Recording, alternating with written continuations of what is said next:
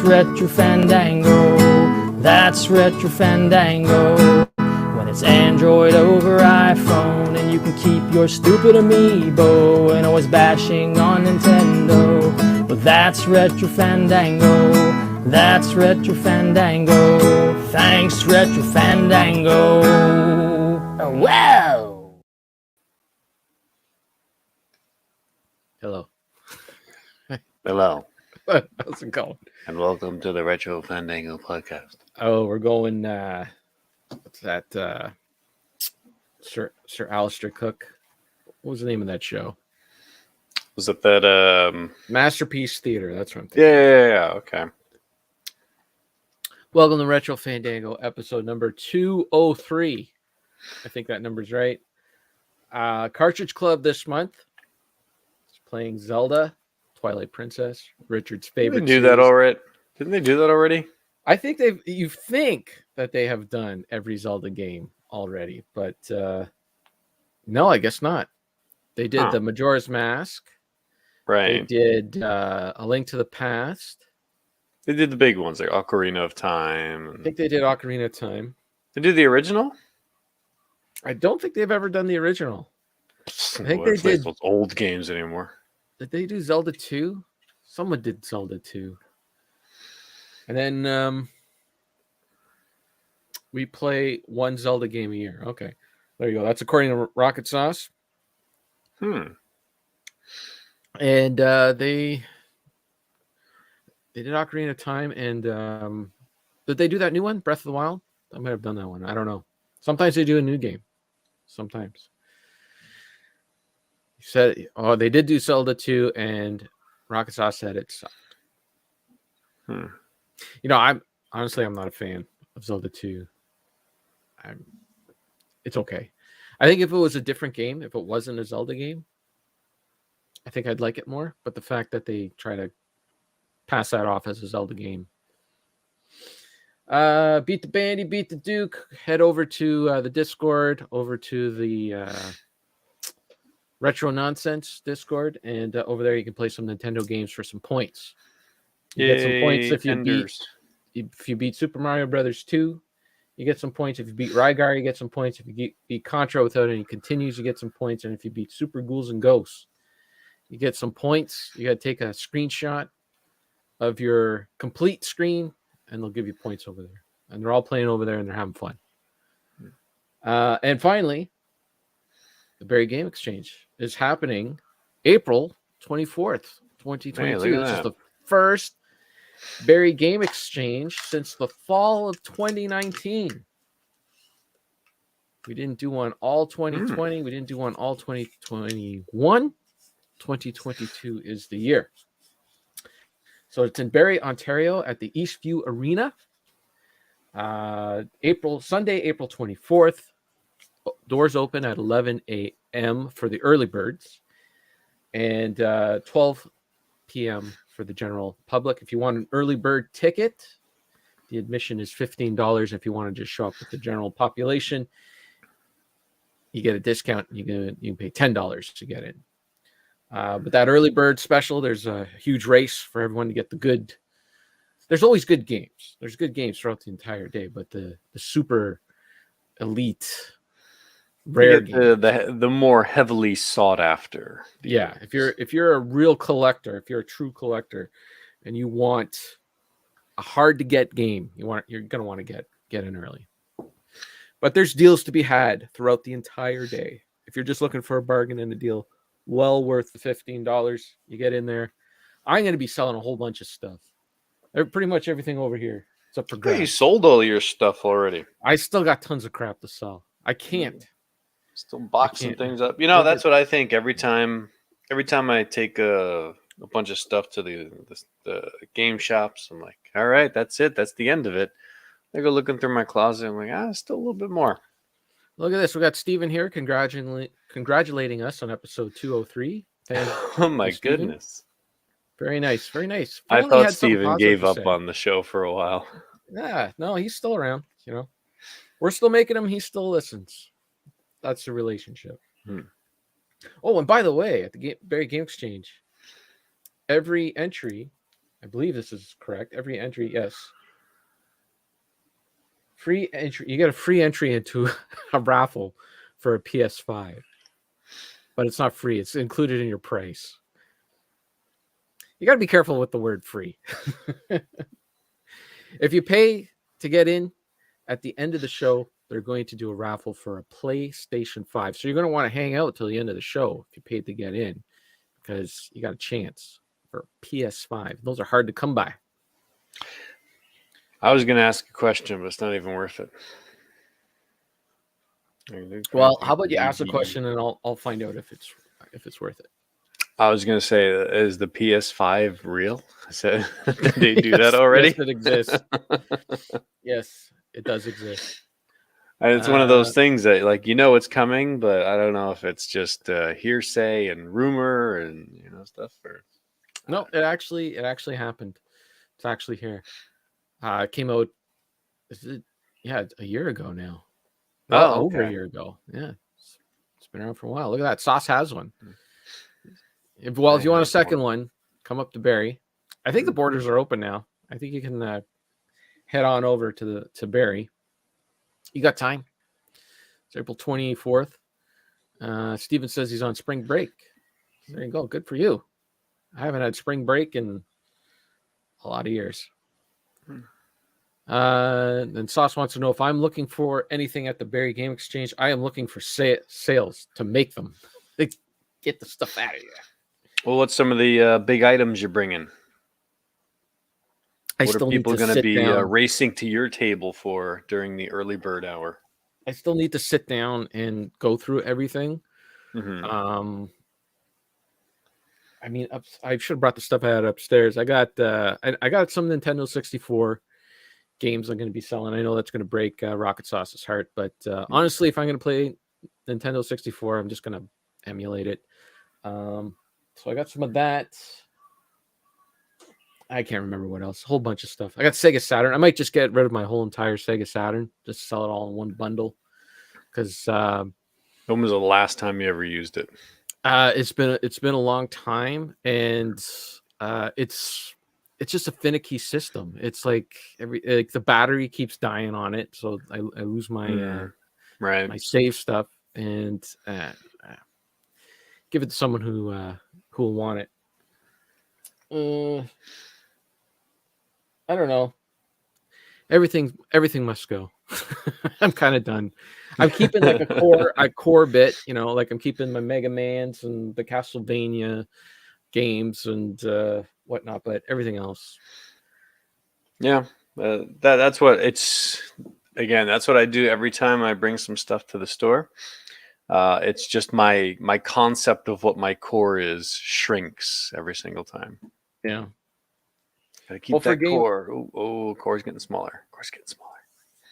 For gaming, for sure, just because I find emulation is it's kind of taken over. Like anytime it's gotten a lot better over the last 10 years since I started collecting. Mm-hmm. And there's no shame in it like it used to be. And then the games are so crazy. Like they're just so expensive. I just want to get rid of it before the shift changes. The times will change at some point and it'll shift. And like I'm not sure. Like, do you really think like the next generation of people are going to care about physical media the way we do? It'll drop down again eventually. I mean, because it's going to take longer than you expect because so many people now have gotten their kids into it. It's like you need to love these games because I did, and it's fun for us to do this together. Let's go out at 4:00 in the morning and wait in line at flea markets and stuff because we got to run around and get all the games. Yeah. And I get it. Like if you're totally into it, that's your thing and you spend your time doing it. But it feels like a lot of people are just doing the copycats and then dragging their kids into it. And they're just instilling that whole collecting vibe. And I'm like, you have to do it. You have to get it. You have to put it on the shelf. You can't touch it. Just leave it up there. Yeah. But and for me, like that whole, you mentioned going to the yard sales and all that stuff, like it just doesn't appeal to me for video games. Like the competition out there is just too strong. Like I still remember that day that I went, it's just the house around the corner. They said, we're going to have video games, and we're going to start at 7 a.m. So I get there at like 6:50, and the guys that work at a video game store in downtown Toronto were walking out with a bag of video games already. It was like the competition is so fierce. It's just there's no point. Especially if someone puts video games in the ad, forget it. There's people that call like the day before. Say, hey, well, they know it's well, that's probably it. They probably say, hey, you know what? Let us in a little early, see what you got. We'll take everything. Yeah. We'll buy everything in one fell swoop. Yeah. And these people who just like, it's video games, who cares? And they just give it to them. So I'm not that competitive, I just don't want to get up and all that. I like going to a store and getting, being able to browse through the store. Like that's why I'm like really enjoying collecting vinyl records. Like last weekend we went to, a real brick and mortar store and we just flipped through the records, and it was so cool just finding like, stuff that you never would have thought of, or stuff that like, oh yeah, I remember listening to this album. I really liked it. Let me take a look at it. Yeah, that's a good price. And then you look at the condition of it. Yeah, this is great. This is a good deal for this price. And you take it home, you listen to it, and you have a good time. With video games, it's all like, it just feels like as if it's the stock market now.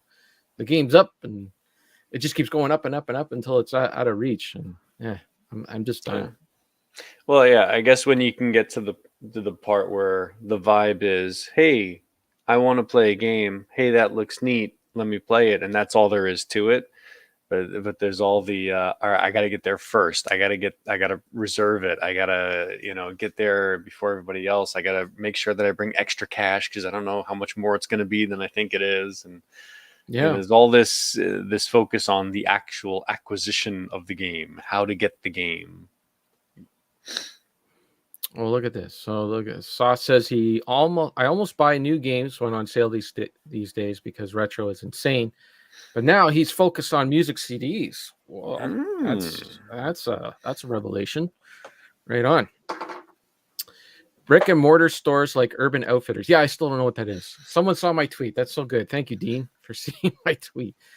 So there's one guy that I follow on the blogosphere, and he posts blogs. Like one of his blogs is every Friday he posts all the new releases and for the week in rock and roll, pretty much. Some hip hop and stuff like that. Mostly it's just all rock and roll.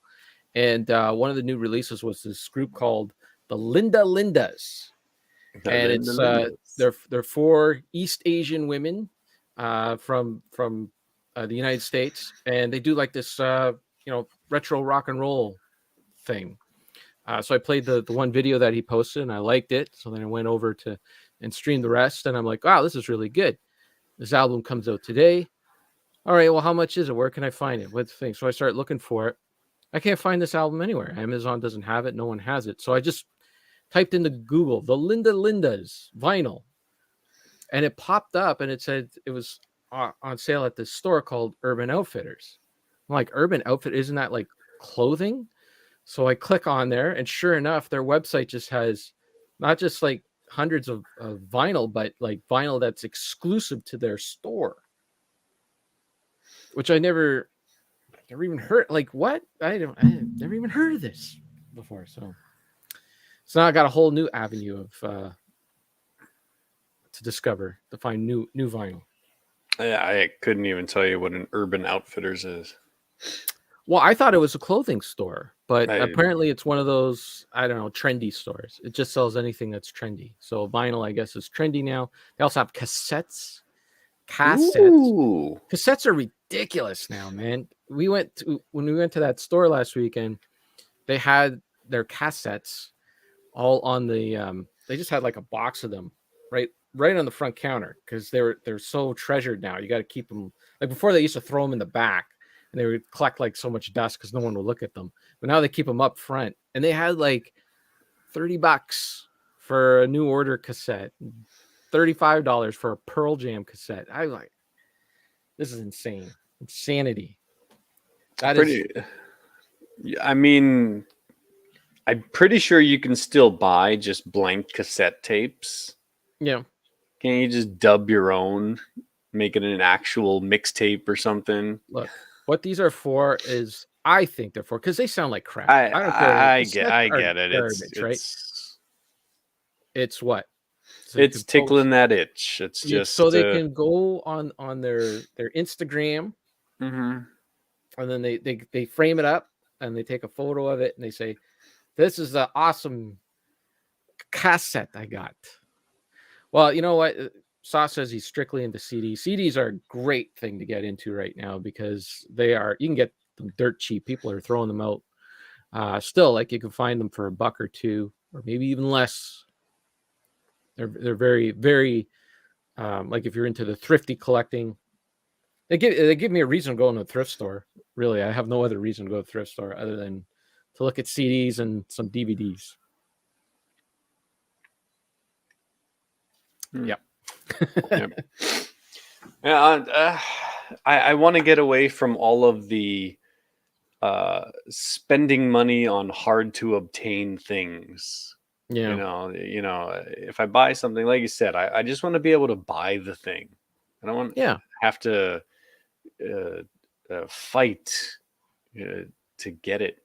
Yeah, that's why I hate Record Store Day. Record Store Day is this thing that they started here in North America where twice a year they have a day where mom and pop stores, record stores, get, in theory, they're the only ones that are supposed to get these CDs are the gateway to vinyl, says Sarka Sim. She's right.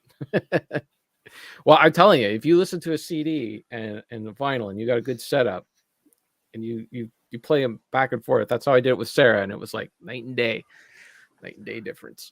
Anyways, what was I talking about? I don't know. Buying stuff, spending money. Oh, Record Store Day. Yeah, so they got this, Record Store Day. Yeah, so they it's like a day where, like, these exclusive releases come out into these mom and pop stores, but you don't know what they're going to get, what their inventory is going to be. It's only going to be like maybe they'll get 5 of something, maybe they'll only get 2, maybe they'll only get 3. So people are expected to line up at these mom and pop stores to get these exclusive pieces of vinyl.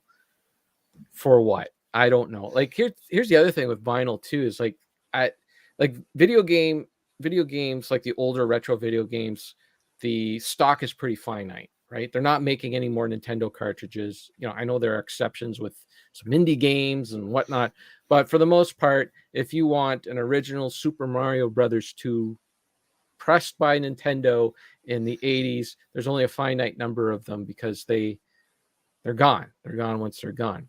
With vinyl, there are collectors that do exclusively collect only, like, you know, they want like the first release of something or the second release or the first print or whatever. Kind of like book collectors who want to collect first editions of books or whatever. Mm-hmm. But at any point, you know, if they run out of Rolling Stones, Exile on Main Street, at any point the record company could just say, well, let's just print some more. And then there's more, you know. So it's not like video games where it's you see, it felt like as if you're running against the clock all the time. Like, you got to get this stuff before it's completely gone, you know, before the pool's all gone. Whereas, you know, you can do that. You can pick it. Like there was a band here in Canada called the Tea Party, and they released the CD, their very first CD in the early 90s. And it was a limited run. And the CD became scarce over time, right? They only had so many copies of it, and there's less and less and less. So the price of the CD was going up to like $150, you know, for this one CD. And so the price was going up and up and up. And then I think just before Christmas time, they decided, hey, well, what the heck? Why not? Instead of paying, you know, $150 for these scalpers, we'll just make some more. And the company actually made some more CDs, and now you can get it for, you know, $15 to $20. Which, yeah, sure, if you bought the original, you know, you got an original first print run, but I don't know. If that matters to you, you know, it's like I've reached a point. I don't care.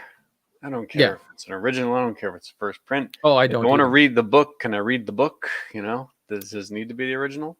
We went to a record. We went to a record show last week, and I was looking at an Alice Cooper record, and it was his second album, and I'm looking at it, and some guy who's working at another table actually comes up to me. He's like, oh, what is that? Have you heard that album? I'm like, yeah. He's like, oh, that's a weird album. I'm like, yeah, I know. It's Alice Cooper, early stuff. He's like, is that what's the label on that? So I'm looking at it. It's Warner Brothers. It's like, oh, that's a late release. That's a late release. I got a second edition at my desk or at my table, and I couldn't even get the words like, well, I'm not really that kind of a collector, and he was already gone. He was just, I don't know how much he was charging for his second. Hey, that's the guy just working his business. You know, he's got to push his stock. Well, Dean's got a great question about CDs. Has there been much case of disc rot with CDs? I keep hearing about the looming risk for games, but since audio CDs have been around longer, is it a common problem? No. I've run into disc rot with games, with one Xbox game and one DVD, but I've never run into disc rot with a CD, like a professionally pressed, like from a major label CD. I haven't personally run into that. I've had burnt CDs, you know, that you would burn at home back in the day, like a mixed CD. I've had those have experienced disc rot. I don't know why. They were in like the same box as a bunch of other CDs and they're all fine. So just this one. So it could be like manufacturing or whatever, just poor manufacturing, or maybe the burn was bad when I burnt it. I don't know. But so far, no, I haven't had any issues. And I don't believe it's a common problem.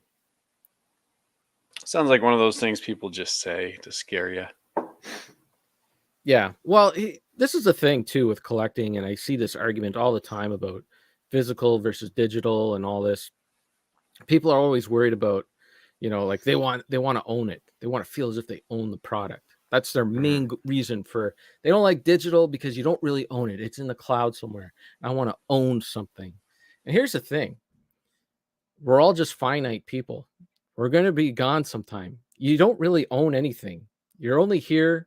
You rent it for a period of time, and then it's gone. And then you got to figure out what to do with the physical product once you're before the end of your life. If you're lucky to get that far, then you got a house full of stuff, and you got to figure out how to get rid of it. So it becomes a headache later on.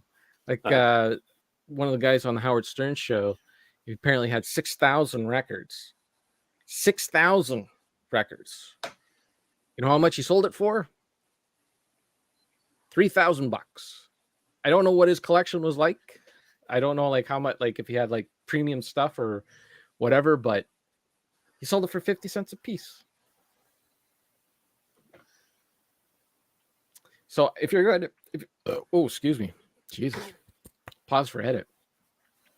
If you're going to if you want to make it for an investment, if you want to get into something like collecting or whatever for investment, just invest your money. Go in the stock market. Go on Quest Trade. Figure some stuff out. Go on YouTube and learn some videos and invest your money. It's not really worth it to do it through collecting, I don't think. Stephen raises a fair point. Collecting a thing and actually using a thing are two different things. Yeah. I know. There's a lot of people that, just collect stuff without any. I need like a practical attachment to it. I have to do it. Like if I'm going to get something, I have to, at least in my mind, think that I'm going to use that thing at some point. Like your Star Trek board game.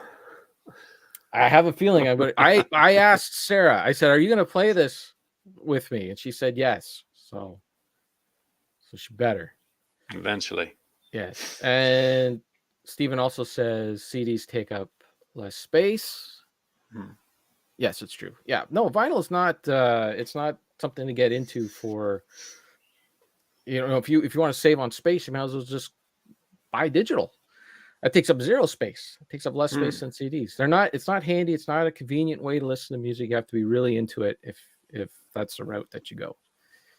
And Rocket Sauce is complaining that we've become too much like STC. Not we. Well, what would you like us to do? Would you like us to talk about Star Trek? We can talk about Star Trek if you like. You give us the next topic, Sauce.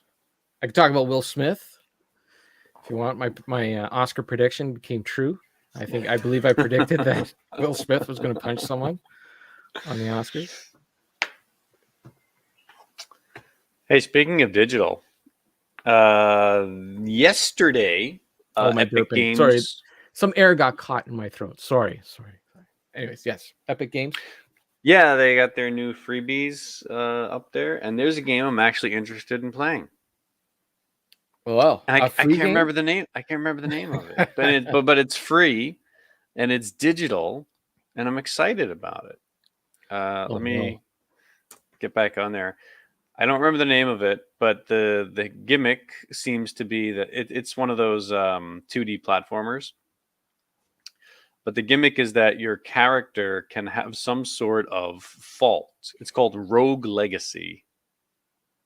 Oh, I think I Meaning played that. Did you? Yeah. How is That's that? a good game. It's a good game. Like your character can be colorblind, and then if you do, Yes. then I guess the screen is like black and white.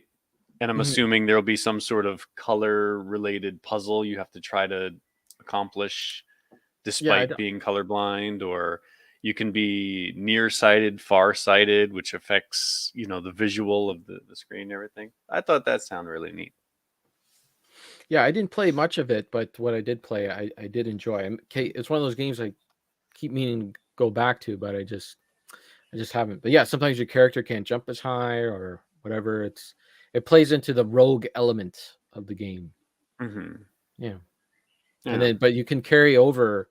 You get stuff that you can carry over into the next round, which, there's some like roguelike games like what the heck's that game? Faster FTL, Faster Than Light, where you get nothing, right? You just start from scratch. Sometimes they can throw you a ship if you make it to a certain ending or whatever, but for the most part, you get nothing. Whereas this one, you could carry over some money and some stuff. So it's a bit of a grind to it, but yeah, I enjoyed it. Well, it looks like it's going to be a difficult game. There we go. So I can't say how much I would actually play of it. You missed the vinyl talk, Mike. Sorry. Oh no. And CD talk. There was CD talk. We got Star Trek talk coming up because apparently there's something I didn't even know about. Did you watch the trailer?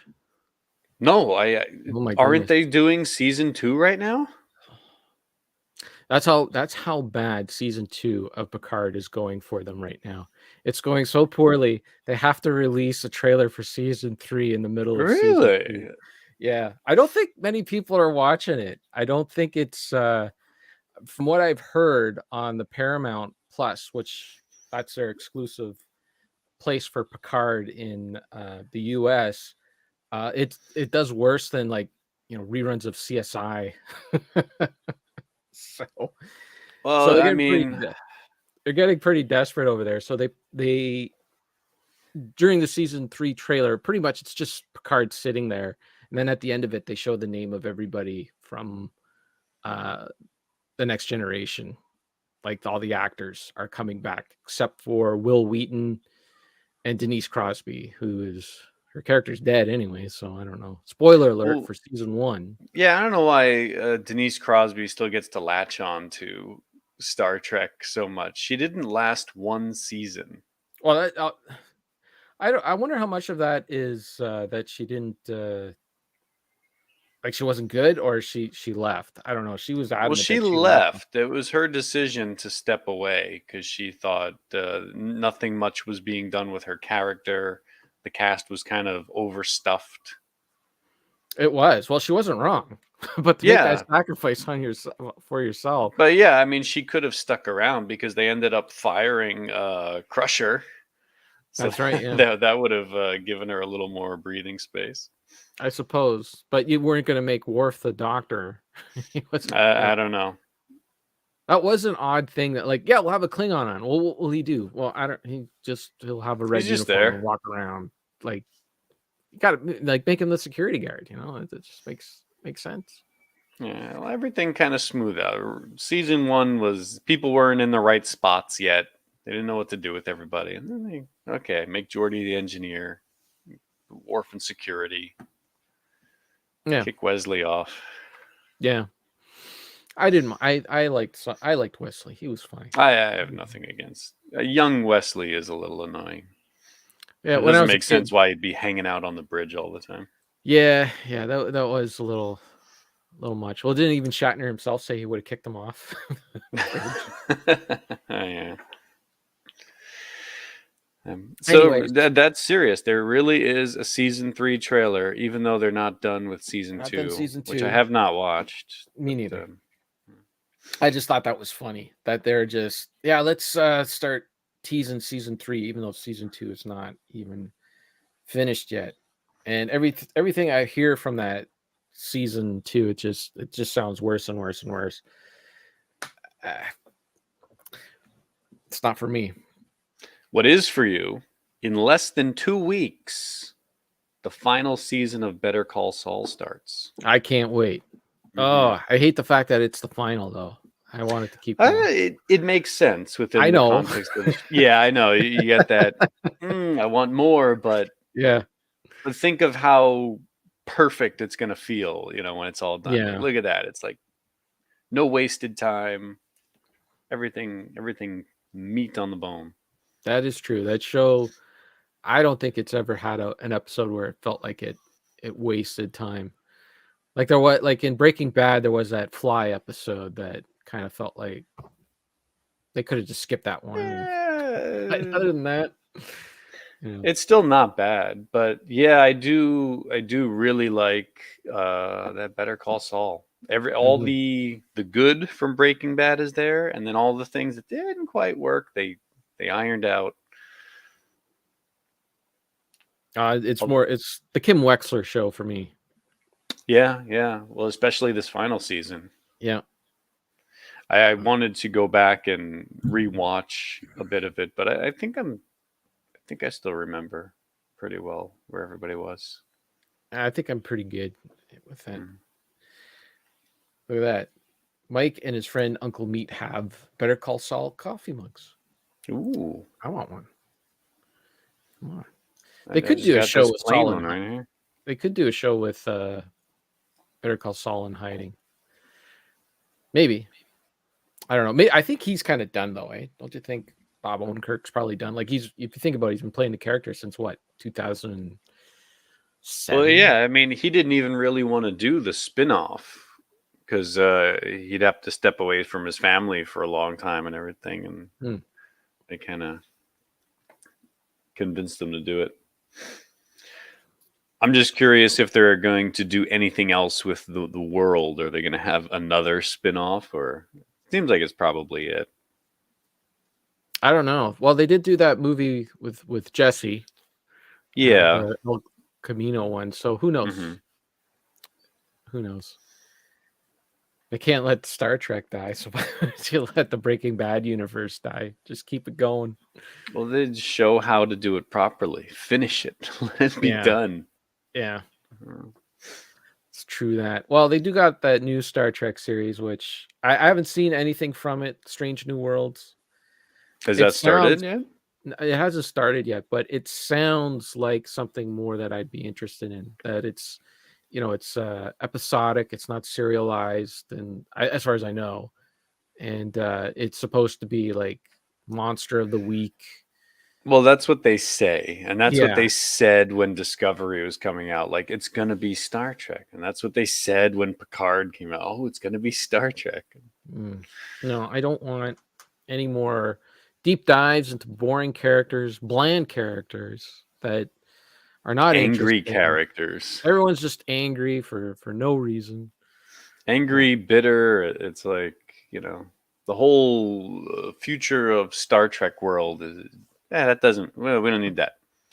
We have poor people, angry people. I am looking forward, though, to that motion picture director's cut that's coming. The 4K. Yeah. The Robert Wise cut.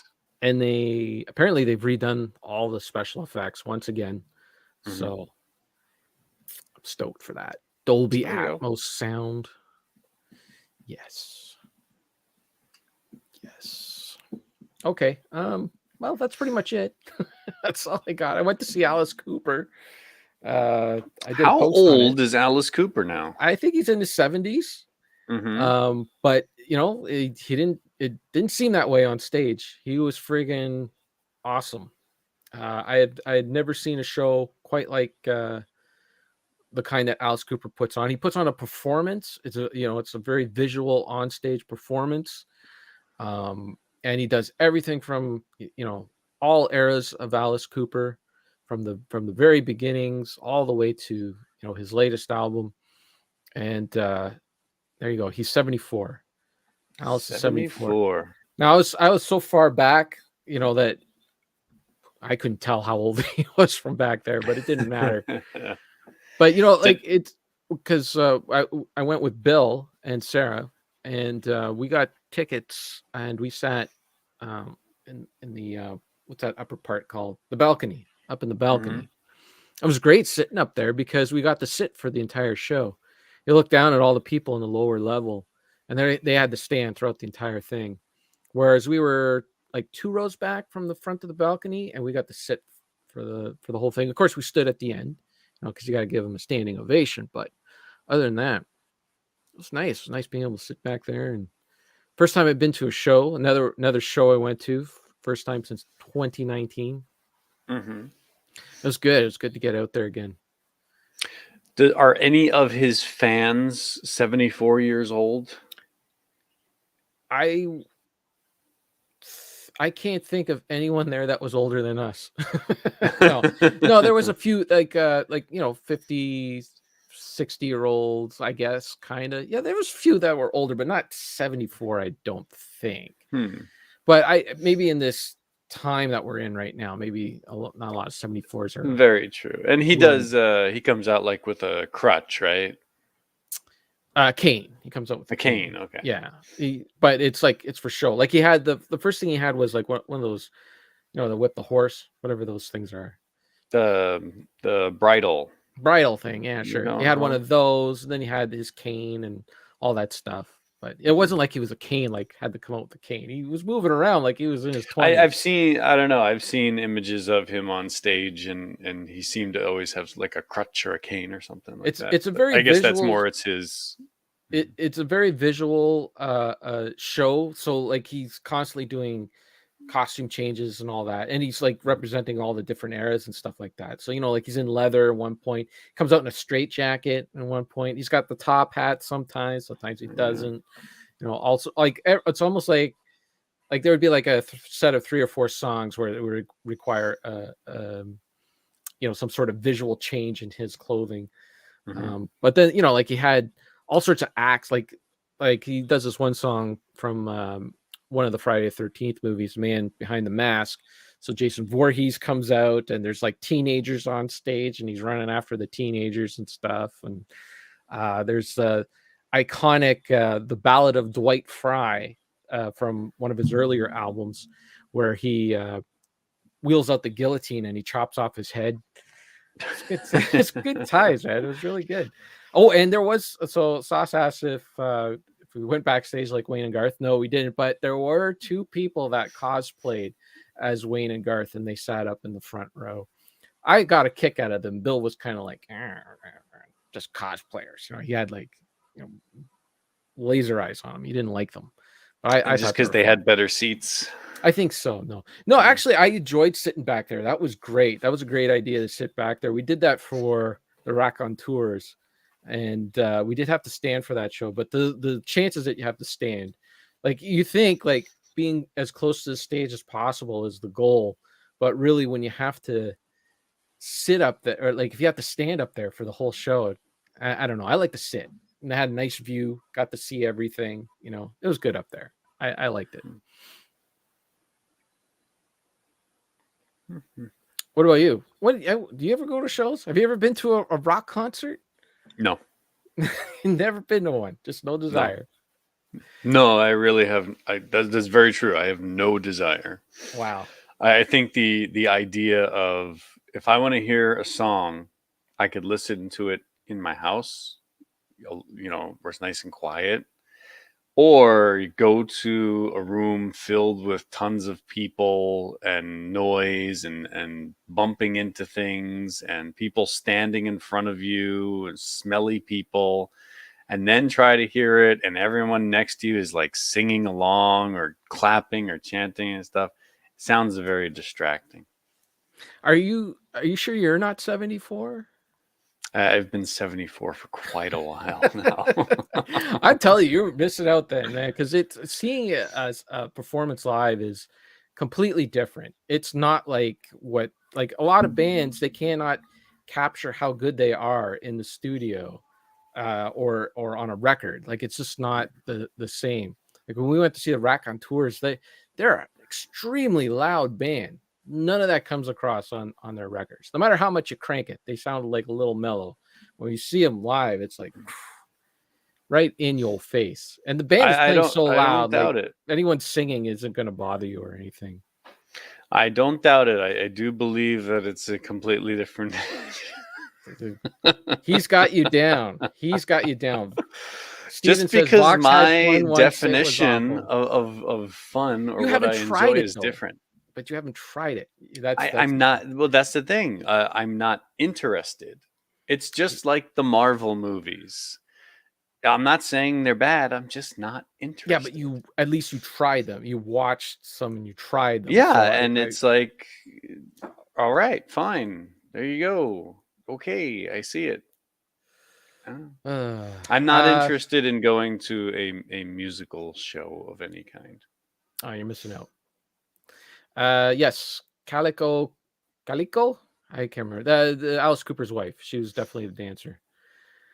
And Mike says he has welded a crutch in the past. However, yeah, that's right. Yeah, he did. He's had some problems in the past, but he's 74. That's not a problem. That's just 74. No, like before he was 74. Earlier on, he's had some falls and stuff. But it's good. It was a good show, man. Listen out. That's all I'm gonna say. I'm not missing out if I don't miss it at all. Well, that's true, but there's some things you need to experience. You need to at least experience once.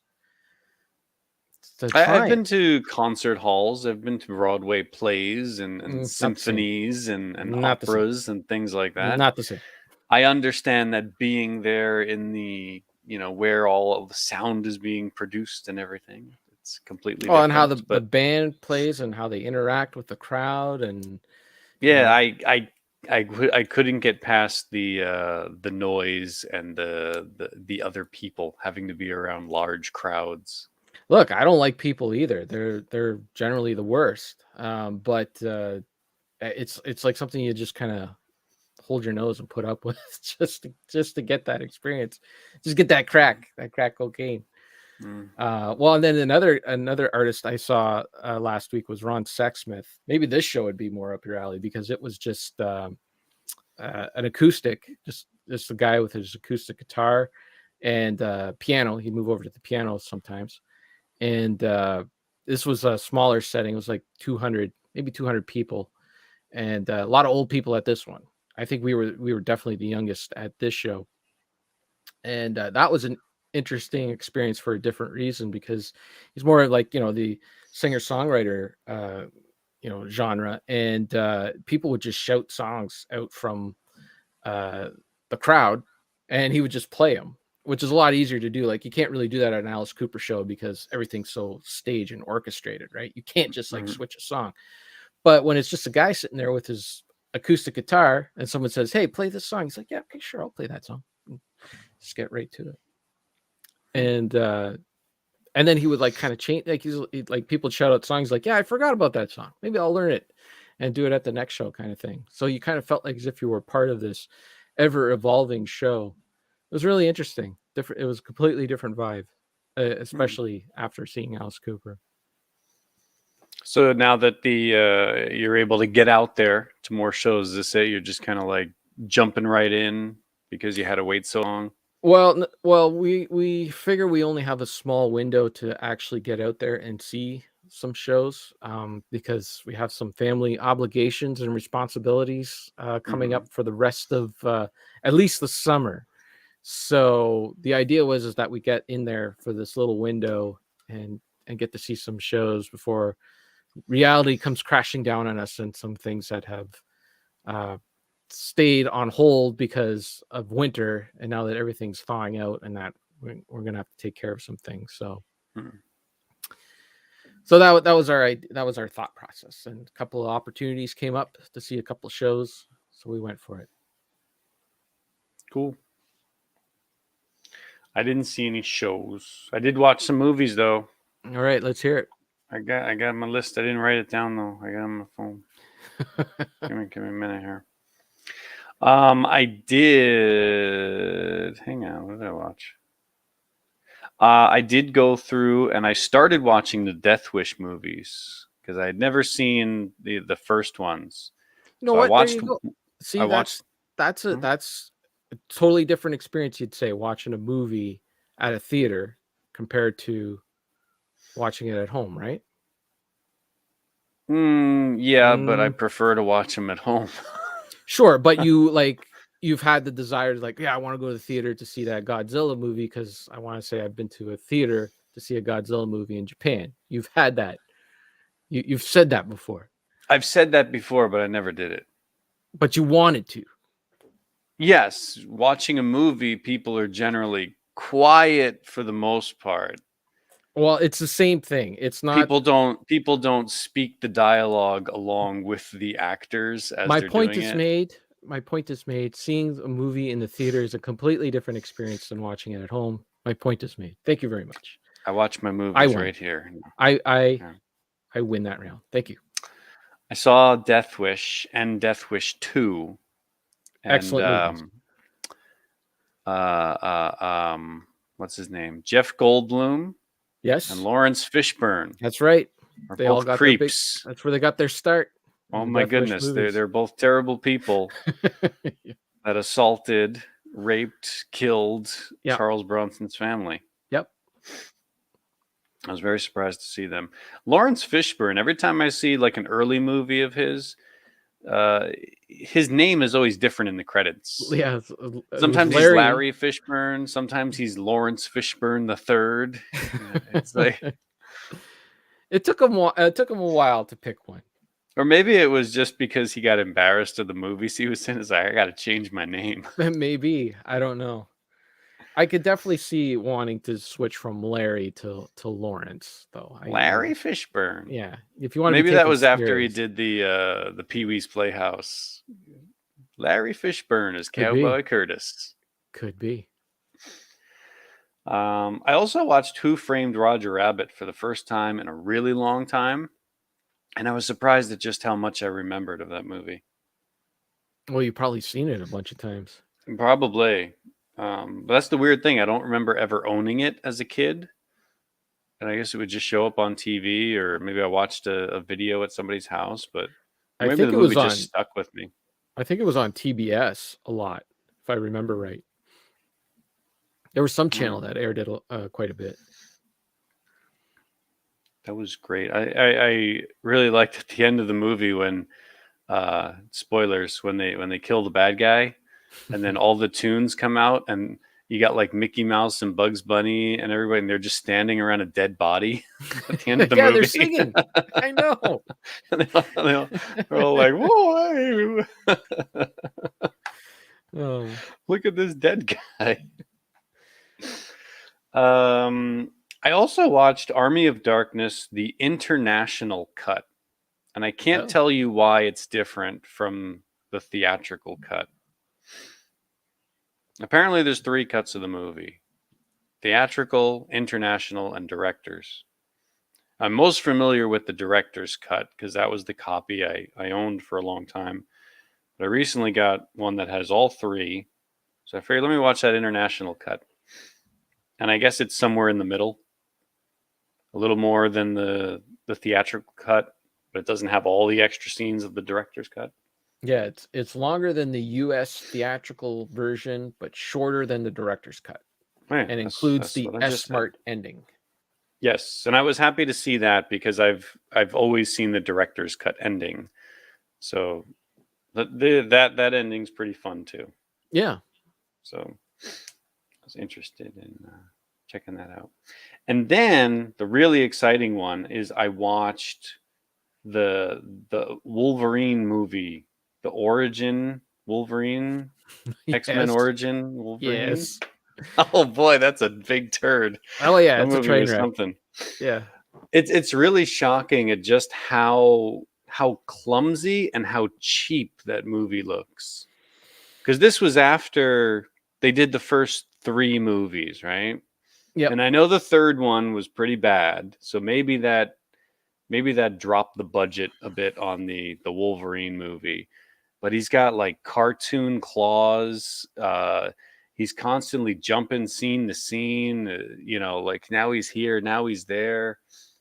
There's weird edits. There was something like Gambit's in the movie, and at one point he like knocks him out, and he's like, the image is that he fell down on the street next to him, and then Wolverine's fighting the guy, and then Gambit's like running across a rooftop to get back to the fight.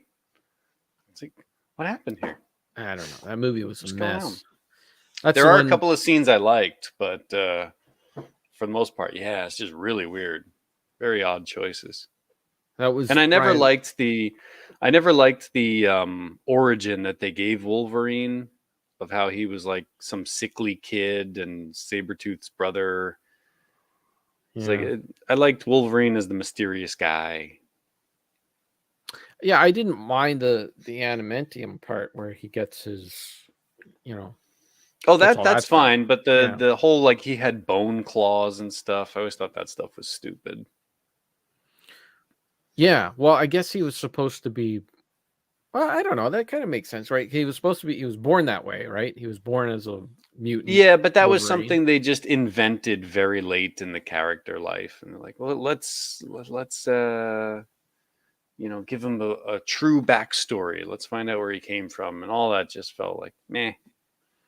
So he didn't always have the exo. What is it? What is that? Adamantium skeleton. Like, wasn't that the point? Was like they could do that experiment on him because he had that healing factor. He had the healing factor, yeah, but the fact that he already had like little bone claws earlier in life, yeah, just you didn't like that. Silly. It didn't.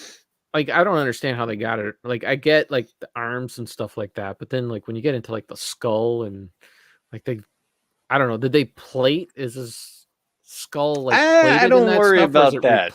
It's a silly comic book thing, so I don't worry about that. Well, it's just kind of gross. Like, how'd they do that with his brain and the nerves and all that? Like, I don't know. It's very sophisticated technology. Why wouldn't they just put a helmet on him? Put an adamantium helmet on him? Because then anybody could be Wolverine. Go in there and change his skull. It's like in the original appearance when he fought the Hulk the first time they had him in the comic books. The idea was that those claws were just on his gloves. They weren't even in his body. Oh, really? Okay. Well, I don't know much. And then for that reason, they changed it because then they thought, well, anybody could just put this on then. Make it part of them. See, my knowledge of Wolverine is all through the movies. I don't really know much from the comic books at all. Sauce says he hasn't seen the second one. The second one's fun. I was going to watch that one the other day, but I didn't have time. It's Wolverine in Japan. One. It's good. He fights samurais and that. It's not like, Shakespeare or anything, but it's, good dumb popcorn movie, I think. It's kind of it kind of has a budget feel to it too. But yeah, it's weird that they put all that money towards the X-Men movies, but they didn't really spend too much on the Wolverine movies until they got to Logan. That one they gave it a bit of a budget. Well, I guess when my impression is that after the X-Men movies, because the Wolverine one had that brand X-Men Origins, and then Cyclops is in that, a little bit at the end. So I'm guessing they were going to do an Origins for each of the each character, yeah. But then that one was so bad they figured, oh well, people still like Wolverine. Let's do more with him. Yeah, I think they were trying everything over. I'm not sure what the timeline is, but I think they either caught on to what Marvel was going to do with its characters or was doing with its characters, where they introduced, a character of film, and then they got them together for the big. And I think Sony looked over and said, "Oh, maybe that's what we should have done." But we already started with the X-Men movie, so maybe we'll just go back with this origin thing. Oh yeah, and Deadpool. Deadpool. That was Ryan Reynolds makes his debut appearance as Deadpool in that movie, and it starts off pretty good. Like he's okay, I think. Anyways, like he's kind of like the Deadpool that right. Until they wire his mouth shut, which makes no sense because the whole He appeal of that has- character is what he says. I don't know. A lot of weird decisions. I like the blob suit. The guy actually had like the full body Yes, fat yeah. suit to be Yeah, the blob. that looked pretty good. That was fun. I liked the effects for it was terrible, but just the image of Wolverine on a motorcycle using his claws to like turn himself around, stuff Yeah. like that is fun. You know? Yeah. Yeah, it had its moment. I thought it was okay, but it's a mess of a movie. It's really tough to sit through. Like you're like, all right, can we get to the next scene? Yeah. Come on. I'd watch the yeah. next one. That one was fun. And then I liked Logan. Is that it? That's I don't know. I watched Caddyshack. no, we that's were a great talking movie. about that. Oh my goodness. It was good. I liked it more this time than the last time I saw it. Oh, I think it was just thrown off the first time of like, how come Bill Murray or Chevy Chase aren't the focus of this movie? How come it's about this little caddy who I've never heard of? yeah, because they forgot. They go, hey, we got Bill Murray and Chevy Chase. Maybe we should put them in a scene together. Right. They came up with that one on the spot. I told you though, that's a movie that grows on you. Same thing with the Blues Brothers. First time it's one of those movies that has been built up so much, like, oh, you got to see it. And then when you finally see it, it's like, oh, okay. It's okay. But then it's the Leslie Nielsen thing. All you can think of are the good parts. You're like, oh yeah, this is the part where well, I mean, the first time I watched it, I loved Ted Knight in that movie. He's just fantastic. Yeah. Well, and come on, And Rodney Dangerfield, is yes. There's so many good parts. Chevy Chase, I really, really liked him in this movie. And sometimes I'm not a very big Chevy Chase fan, in certain roles, but I thought he had a great character of just the Zen golfer who doesn't care about the money, doesn't care about the fame. He's got all the money. Yeah, he's totally into the golf. That guy is the epitome. The apex of happiness right there. He just doesn't care. He's just happy playing golf. That's all he wants to do. It's awesome. Well, I believe it or not, I only watched a couple of movies since we last talked because life has just been a little bit busy lately. But you've been going out to all those fancy concerts. That's true. And just stuff like the Blue Jay game is on tonight, the season opener. So I have to watch that tonight. So that all takes away from movie time. But I did watch the latest James Bond film, finally, No Time to Die. Mm-hmm. And I know everyone is waiting for my opinion on it. And I'm going to give it to you right now. It was pretty good. I liked it. It's a bit of it's funny because you could so tell it's one of those movies that is the committee. It's made by the committee. And they just have ideas and they just kind of mesh them all together. It's like, oh yeah, that's a good idea. Let's do that. Oh yeah, that's a good idea. Let's do that. And then they just kind of like, they make a movie out of it. And 99% of the time I find that doesn't work. Like it's just too much, but this is one of the times where there was, it's one of those movies that are, trying to shock you in certain ways. Like the twist is coming up kind of thing. And I don't want to give too much away because it does hold its, cards close to the chest. But, I was like, it gets to the point where like so many things like, oh, now this is happening. Oh, now this is happening. Now you're just waiting for the next thing to happen. And it kind of takes you out of the movie because you're trying to figure out what's going to happen next a little bit. But there's a lot of good action in it. And it was a good send off for the Daniel Craig version of James Bond. So he's done now? Yeah. I mean, he's been playing the character since I think Casino Royale came out in 2008 or something like that. So it's a really long run. And this movie was supposed to come out like 2 years ago or something, right? But they kept holding it off because of the pandemic, and they don't want to lose out on those theater dollars because people enjoy going to theater because seeing a movie in a theater is a different experience than watching it at home. Sure is. So I watched that and yeah, I enjoyed it. So I'd say, kind of have to watch all the Daniel Craig movies in order to That's just how the series is now. It's serialized. It's not episodic like the old James Bond. You can just jump into any old James Bond. It just doesn't matter, right? You're not Moonraker. Yeah, you can just jump into Moonraker. You don't, even though, even that movie has a little bit of carryover because they introduced the character of Jaws in the previous movie, but you don't really need to see The Spy Who Loved Me to get into Moonraker, where you're going to be completely lost. And even there was times in it, because I watched all of them last year, and I watched I can't remember the title of the previous movie, but I watched that last summer. And even watching this one this time around, I'm like, what happened again in the last movie? I was kind of lost a few times, but it kind of catches you up to speed there in the middle. So yeah, I enjoyed it. So that was pretty good. And then the other one I saw, the new hotness from Pixar. This is an animated film called Red Panda. And believe it or not, it takes place. Not only does it take place in 2002, but it takes place in 2002 in the city of Toronto. 2002. Yeah, 2002. I'm not sure why they picked 2002. I guess it was a bit of a style choice, and I think it's got to do with the director's age, and she was kind of coming at it's like a coming of age story. So I think she was kind of pulling from personal experience, and what better time to set it than the same time that you grew up in, I guess.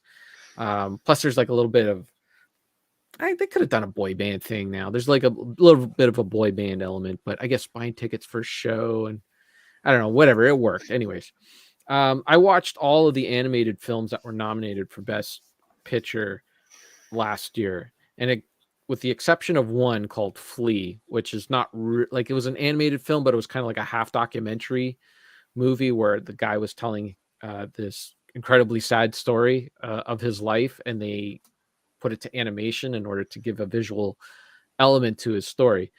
That movie aside, all of the other films that were nominated for Best Animated Feature last year were so obnoxious. I barely made through, like, some of them were okay, but there was some that I couldn't finish. This one, it does have a few annoying things in it. It draws a bit from anime.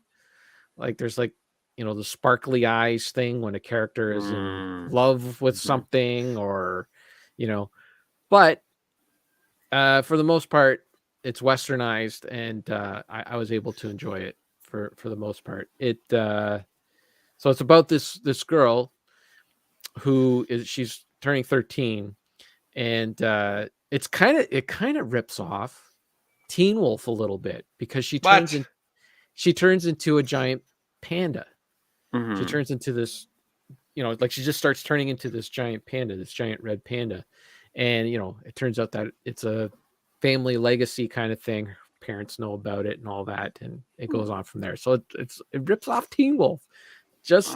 Actually, I'm not going to say a little bit. It actually rips off Teen Wolf a lot. That sounds like it's just the same premise. It actually, you know what? Now that I'm thinking about it, it is completely the same. It is Teen Wolf. Red Panda is Teen Wolf. Now that I think about it, I only thought a little bit, but no, it does. So there's a little bit of a metaphor about, women going through the change for the first time and all that, even though it also beats you over the head with it a few times. But it was a fun movie for the most part. Sarah loved it. So it's really, I think, a movie that speaks to the female mind more than the male mind, but I still enjoyed it. So that was it. Those are only two movies I watched, and then Sarah and I have been just watching MASH. How far along are you? We're two episodes in season 3, I believe. 2 or 3 episodes into season 3. How long was Wayne Rogers on there? He's still around. Still on in season 3. He's still on, and I could kind of see. So at first, like, when I was watching the show, I'm kind of like, oh, gee, why would he leave? But now I can kind of see why he left, because he is consistently the second banana to Alan Alda. They hardly focus on his. I remember his character being very strong and them constantly doing stuff with him. But watching it now, it's all Alan Alda. The camera's on him all the time, and it's almost like the Harold Ramis thing where he's cut off the screen almost all the time. Like he just comes in when they need Alan Alda to have someone to, bump ideas off of or something like that. Yeah, to be fair, that's why you have those characters, because, I'm not saying it's a bad gig and I would have left the show Right. over it, but when you think about the night, like there's this guitar player, Steve Stevens, he was a guitar player for Billy Idol, and in the 80s, Billy Idol was like top dog, right? He was like right up there, and Steve Stevens was his guitar player, played guitar on all of his songs, and then at some point Steve Stevens left Billy Idol and went off to do his own thing and never reached the level of Billy Idol, and then he finally came back, and they asked him like, why would you have left that gig in the first place? You were doing fine. You were in arenas and all that stuff. And he's like, you know what it is? It's these people just get into your ear. They say, you know what? This Billy Idol guy, he's holding you back. You're the real star. You're the guitar player. You're the guy that, half writes half the songs and all that. You should be on Thursday. And what they really want to do is they want to divide and make more records, right? And to make more money. So I don't know. I'm not saying the same thing happened to Wayne Rogers, but I think someone got into his head and said, you know what, you're the real star. You got to stop playing second banana to Alan Alda. It seems like people have more of a grasp of that today. Like you got, the Simpsons actors that have stayed together for forever kind of thing. It seems like people have grasped it. But if the Simpsons came out in the 70s, they might not have stuck around as much. There's a group dynamic. It's like I said with the Pythons before. It's like everybody had their part. Yeah. Everybody fulfilled a certain role. Yeah. And as a unit, they were very strong. But which I finished, by the way. I finished all the good Pythons. Yeah.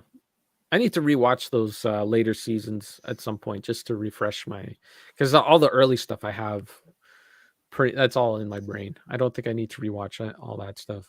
Even though it's the best stuff. Yeah, you get some good moments. A couple of things that are just enjoyable. There's one towards the end where Graham Chapman is sitting there and he's just saying words that he likes the sound of. Yes, I remember that. Nice woody words. Gone. Yeah. Yeah, it had its moments. Yeah. No, there's one more show that I'm still not finished with, but I want to finish it up before Better Call Saul starts. And I haven't even I totally forgot that the Karate Kid show. I think it was maybe like New Year's or something. Yeah, Christmas. The new season came out. I haven't looked at that. Yeah, me neither. I keep hearing about this Steve Martin Short show. Actually, our friend Kyle mentioned it over in Discord. Yeah. I saw something like that. What exactly are they doing? Is it like a sketch comedy or? No, I think it's like a murder mystery comedy show, kind of like Clue, a Clue TV show, kind of. I think. I don't know. I haven't watched it myself. That's the impression I got. Speaking of Clue, because a little while ago the Q Dogs were on some podcast and they watched Clue and they were talking about it. There's your plug. And it got me thinking, like I was looking around to see if I could find a copy of that movie because I haven't seen it since I was a kid and I really enjoyed it as a kid. So I'm curious to see how I'd watch it now. And it was always like, okay, not available or it's an import thing, and it was kind of weird. I looked it up not too long ago, and then suddenly, boom, like a dozen of them were available here locally, but it's like the import ones. They got them in. Like, okay, cool. And I saw it was like $8, $9, something like that. I'm definitely gonna order that soon. I'm gonna get that soon because I had ordered a bunch of stuff already. I was like, let me wait a bit. And I look back at it, and now it's like $12. And then I look back at it again, it's like $18. It's now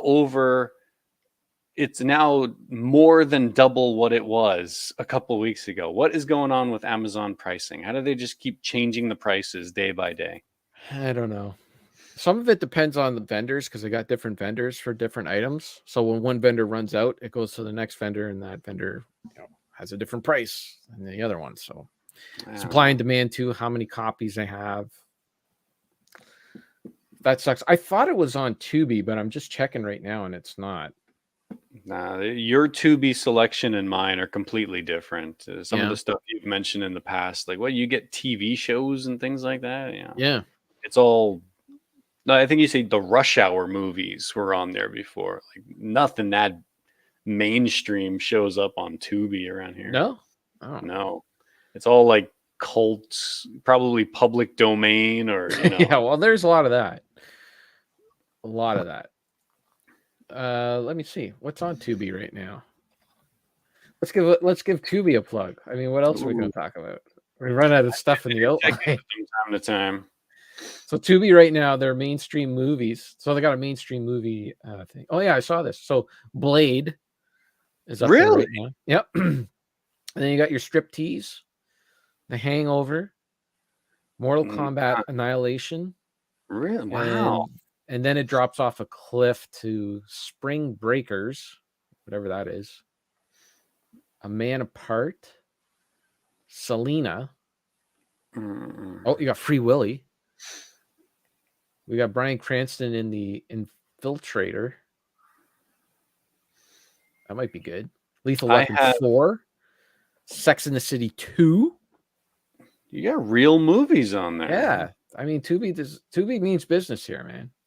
Like, well, you know what I have? I have Ted V. Mickles presents an immortal film of our time, Herb Robbins' The Worm Eaters. Hobo with the Trash Can. Oh, I've seen that. That's a Canadian movie. Really? It's terrible. It's got a wonderful poster. Or no, sorry. Wait, you said Hobo with the Trash Can? Yeah. Oh no, I saw Hobo with a Shotgun. I have not seen. Well, I'm guessing, that's the other thing that Tubi has a glut of is the fake movies based on some popular title, recently made, very cheap. Yeah. There's nothing in here.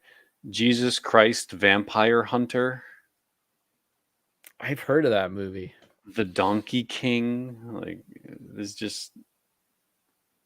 Sauce asked if Blade 2 is on here. No Blade 2, just the first Blade. Sorry. Blade 2. And they got Roadhouse. They got Roadhouse on here. Mail Order Murder. They got Alf. Ooh. Yeah. Right on. Get caught up on your Alf. They got the Terminator on here. Oh, Leaving Soon. Oh. You got to watch. So Leaving Soon, you got to get to the Terminator. Stargate. None of that is available to me. Got Heartbreakers. It looks like Gene Hackman and Sigourney Weaver. Who knew? Sigourney Weaver does a lot of garbage these days. Yeah. LA Confidential. That was a good one. Back to School. Rodney Dangerfield. That was good. Yeah. Fish Called Wanda. Chitty Chitty Bang Bang. I haven't seen that yet. Oh my goodness. Better get to it. No, not the Alf movie. The Alf TV show. That was weird when I was a kid, and then they finished the show, and then like, we got Project Alf. I was like, where are the Tanners? What's going on? What was that, Project Alf? It was like a made-for-TV movie, okay, where it was Alf, but now he was in some government lab, like they caught him, and it's him trying to break out of it or something. It's like, where's the sitcom comedy here? Why isn't he trying to eat cats? Why is he running around a lab? This looks dark and scary. They actually have Martin Sheen in it? Oh my God. Marty, 1996. Hey, it aired in Canada on CHCH TV. I worked in that master control. There you go. Yeah, I remember that. I remember watching that. I don't know why, but it's probably because I liked Alf. Alf was fun. Gordon Shumway. Did you hang in with Alf right to the bitter end?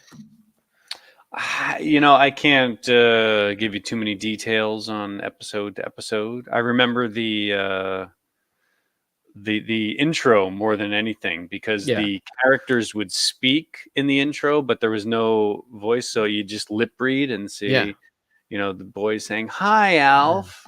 Alf, I'm on the telephone. Yeah, I'm on the telephone, right? Yeah. Well, they over enunciated their words, so you could tell what they were saying. So yeah, little kids could see what they're saying. Yeah, that was good times. Alf.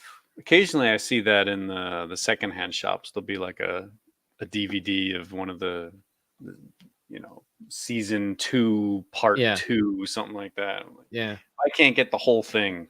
I'm not going. Yeah. Well, sometimes you get some commentaries and stuff like that on there, so it's always fun. Yeah. Sometimes. Yeah. I'm itching to watch The Simpsons again, though. Yeah. At least season 2 through 8. You don't count season 1? Well, I don't want. On an open fire. I'll defend season 1. I like season 1, but I think I've seen it enough times, or I can just dive into season 2 without missing season 1. I couldn't tell you where the drop-off point for me is, because I never paid attention to the seasons. I just watched them when they were on TV.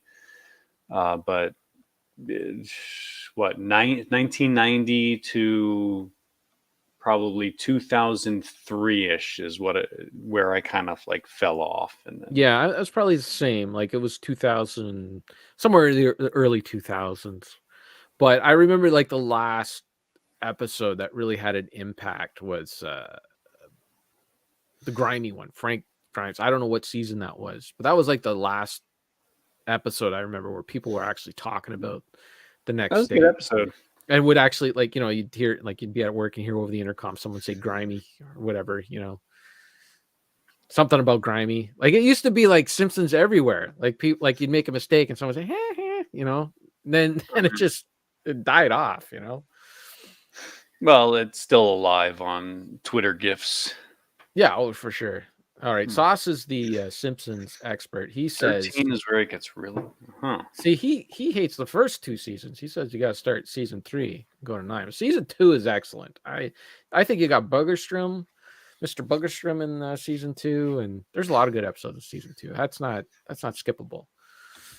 And then he says go to season 10. 11 is the drop off, and 13 is where it really gets bad.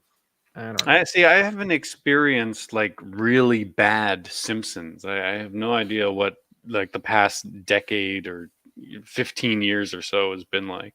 It's one of those shows that if it's on, like for the new episodes, if it's on, I'll sit there and I'll watch it, and it's fine. It's not necessarily bad, but when it's done, it's like, okay, like there's nothing.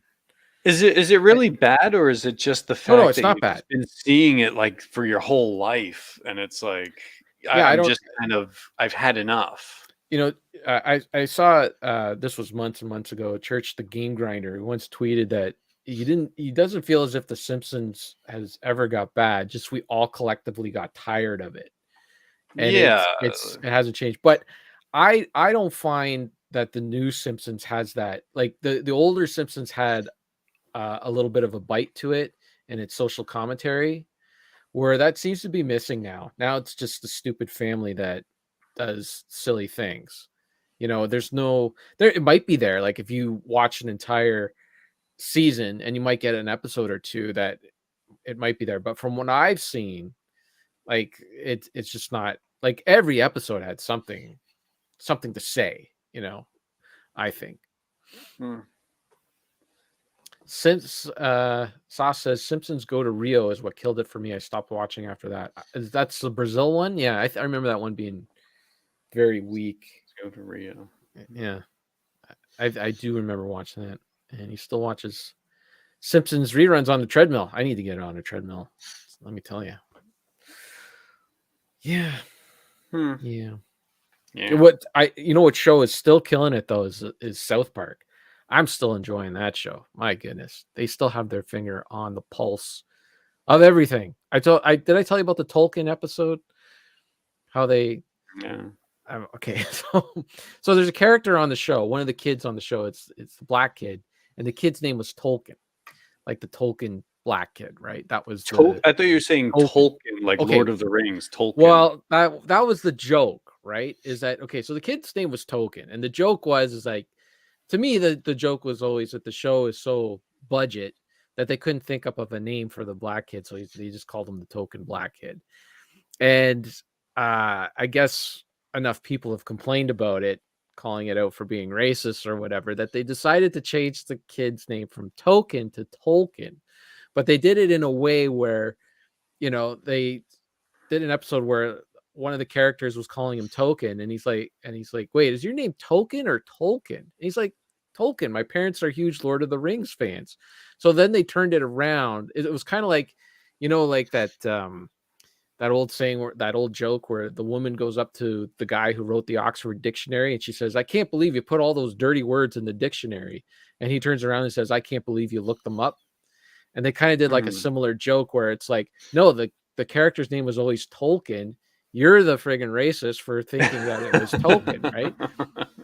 And it was great. And then they took like, so like they, how the two guys, Matt and Trey, they voice all the characters on the show, including the black characters, right? Well, that's not kosher anymore. So they changed the voice, except for Chef, right? Chef was Isaac Hayes. But so then there was Tolkien's father on the show that just one of them would do it, right? And they did it, so they changed the voice, so a black actor now does the voice. But they did it in a way where Randy Marsh is like one of the kids' fathers on the show, and he runs this he runs a pot farm. So the black family moves across the street and they open a pot farm. So Randy goes over there, he's all angry. It's how dare you open this pot farm? And the whole show was about cultural appropriation, and he was kind of using black culture in his way to sell pot or whatever. And then the black guy was selling pot under St. Patrick's Day and all that. There was a whole bunch of stuff going on. But anyways, basically they made it like, now that the character is embracing, like the character was sounded like a white guy because it was voiced by a white guy, but now the character is embracing his blackness and changed his voice. And they just kind of like, they just changed it like that. Like it was just like one actor was doing it, and then the black actor comes in and does the voice. And it was just so funny because I was watching The Simpsons actually, and they had Dr. Hibbert on there, and the voice is completely changed. And I'm like, why is Dr. Hibbert's voice changed? And I had to go look it up to find out that Harry Shearer, who did the voice before, refuses to do the voice anymore, and they got a black actor to do the voice of. But it's just funny how, like, see, that's the kind of thing back in the day when The Simpsons would actually do something like that and actually make it like, have something to say about doing it. And that's what the South Park still does, where The Simpsons just, it doesn't have that bite anymore. It doesn't have that. I can see that. Yeah. I don't know. I understand why stuff like that doesn't fly these days. And in many cases, it's, it's like, okay, because a lot of the people in the studio were not giving the opportunity for actors. They would just, say, well, we got this white guy, he'll do everything, On the flip side of the coin, not that I can really argue this or anything, I think there is some leeway to an actor giving a performance. Just, can you let it, like, as a Canadian, do you get offended when the Australian Hugh Jackman plays Wolverine? Yes, absolutely. No. Where do you draw the line? Okay, well, there's nationality and then there's race, but yes, there's a person performing, playing a role. Like, I know Fisher Stevens got into a lot of trouble for playing the character in Short Circuit. Right. And when I was a kid, I never knew. That's something I learned when I was older. I'm like, but isn't that part of the point? I understand, but it's one thing if you are playing a stereotype and just doing it for cheap laughs. And then there's another thing if you're actually just playing a role. It's. Well, see, okay, my point is basically don't just cut it so sterile. Like, oh no, you can't play that role because of this. But you're playing a role. well, I think it's a standard that needs to be set. I do, I think it's because of Hollywood's reluctance over so No, many years yeah. to not put a black person in the lead role, to not put a Yes. brown person in the lead role. We're gonna paint Marlon Brando's face brown for this role because we don't believe that audience goers will go to see a brown person in the lead role. Right. That's ridiculous. Like that's just it's wrong. It's so wrong. So they're trying to correct a wrong now, and it's just because they were still doing it. Like they would put a movie out like I don't know, was it like Jason and the Argonauts or something like that, and the character would have been a Muslim or something, and they're putting a white guy in there because Hollywood was still hung up on this stuff. So I totally get it. I get it. Yeah. I get it. I'm not fighting it. I'm saying. I guess it's a little more on the cancel culture kind of thing where it's like just because this person is not from this place doesn't mean that they can't play that role. I agree to a certain extent. Like if you're having a Hispanic player play be a Cuban or something like. Well, there's another guy too, for Italian. What's his face? Al Pacino playing a Cuban, like they just in Scarface, it's just something that I don't know. It's kind of skeevy to do now. I forgive it for the past because that's the way it was in the past. But going forward, for certain roles, when it's when somebody portraying a serious character versus somebody just doing a stereotype for cheap laughs and gags, when. Who was the comedian who would put on blackface and was it Al Jolson or something like that? Oh, he was a comedian. He was a singer. Yeah. He'd put on the blackface and it was just all for cheap laughs. You know? Yeah. Well, but like look at The Party with buddy, British guy. Why am I blanking on his name? The guy does a Pink Panther. Who does Inspector Clouseau? Peter Sellers, yeah. He played an Indian guy for The Party. He was totally doing the voice and everything like that. I mean, at the time, he thought it was fine, but now you look back on it, and it's like, yeah, that's really like he's doing a culture. He's doing a stereotype. And yeah, but I mean, I could see it going further down the line. People getting upset. Henry Cavill was playing Superman. He's British. Why is he playing an American? He's putting on a fake voice. I don't. I think white guys though have been given plenty of opportunity. I understand that. I can't complain about that. Oh, look at this! You got a fan here, Curtis. He's really happy that you love the Ernest Goes to Jail. And the jury scene is the funniest Ernest scene of any of the films. Ernest Goes to Jail. That's the one where it's not. I forgot to ask you. That's the one where he gets electricity, right?